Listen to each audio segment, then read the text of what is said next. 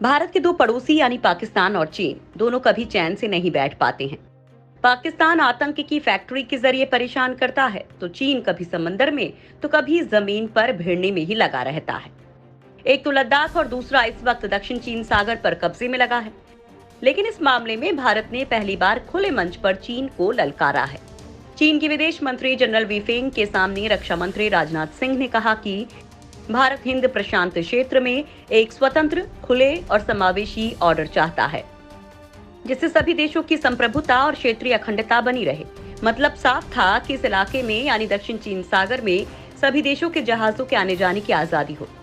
ASEAN देशों के रक्षा मंत्रियों की बैठक में राजनाथ सिंह ने पाकिस्तान को तगड़ी फटकार लगा दी और सीधे उस पर आतंकवाद को बढ़ावा देने, उसका समर्थन करने और फंडिंग करने के लिए जिम्मेदार ठहरा दिया। साथ ही समंदर में आ रही सुरक्षा चुनौतियों पर भारत की चिंता जाहिर की। रक्षा मंत्री ने कहा कि कोड ऑफ कंडक्ट नेगोशिएशन से दक्षिण चीन सागर में सकारात्मक परिणाम सामने आएंगे, क्योंकि वहां तनाव बढ़ गया है, जिससे इस क्षेत्र और उससे आगे के सभी देशों को चिंता हो रही है। भारत इन अंतर्राष्ट्रीय जलमार्गों में नेविगेशन, ओवरफ्लाइट और आबाद वाणिज्य की स्वतंत्रता का समर्थन करता है, क्योंकि हाल के हफ्तों में दक्षिण चीन सागर में देशों के बीच तनाव बढ़ा है। चीन बेशक तेजी से सैन्य मजबूती बढ़ा रहा है, लेकिन अब वो दक्षिण चीन सागर को लेकर चारों ओर से घिरता जा रहा है। भारत पहले इस इलाके पर ज्यादा नहीं बोलता था, लेकिन मौका देखकर भारत ने अब पूरी ताकत लगा दी है, क्योंकि ये समुद्री इलाका हाइड्रोकार्बन का बड़ा स्रोत है। लिहाजा Philippines, Brunei, Indonesia, Malaysia, Taiwan, Vietnam और थाईलैंड जैसे देश इस पर दावा करते हैं। लेकिन चीन यहाँ अपनी भारी भरकम नौसेना भेजकर दादागिरी कर रहा है। वो इस पूरे इलाके को हड़पना चाहता है, यहाँ तक कि ताइवान को तो वो पूरा का पूरा ही निगलना चाहता है। लिहाजा अब यहाँ युद्ध के हालात बने हुए हैं।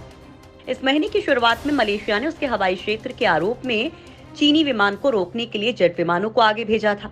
अपने आर्थिक क्षेत्र में फिलीपींस ने चीनी जहाजों की लगातार मौजूदगी का विरोध किया है। चीन से खतरों को देखते हुए वियतनाम ने अपने समुद्री बलों का विस्तार किया और इंडोनेशिया ने अपनी नौसेना को मजबूत करने का फैसला किया है। भारत के लिए अच्छी बात यह है कि ये सभी देश भारत के साथ अपने संबंध तेजी से मजबूत कर रहे हैं और भारत से हथियार खरीदने के लिए भी आगे बढ़ रहे हैं। लिहाजा भारत ने खुलकर इनका समर्थन किया है, जो भारत के लिए हर एंगल से अच्छा है। इस साल ब्रुनेई की अध्यक्षता में ASEAN defence ministers meeting plus हुई है, जिसमें आसियान के 10 देशों के साथ साथ 8 वार्ता सहयोगी भारत, चीन, ऑस्ट्रेलिया, जापान, न्यूजीलैंड, कोरिया गणराज्य, रूस और अमेरिका शामिल हुए हैं। इस मीटिंग में कश्मीर रटने वाले पाकिस्तान को भी भारत ने कहा कि आतंकवाद और कट्टरता दुनिया में शांति और सुरक्षा के लिए गंभीर खतरा है। लिहाजा इन चुनौतियों से निपटने के लिए सामूहिक दृष्टिकोण की जरूरत है। साथ ही साथ कहा कि वित्तीय कार्रवाई कार्यबल यानी FATF के सदस्य के तौर पर भारत वित्तीय आतंकवाद से लड़ने के लिए प्रतिबद्ध है।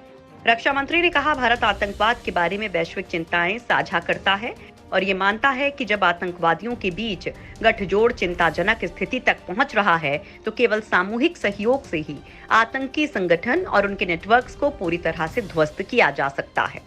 दोषियों की पहचान की जा सकती है और उन्हें जिम्मेदार ठहराया जा सकता है।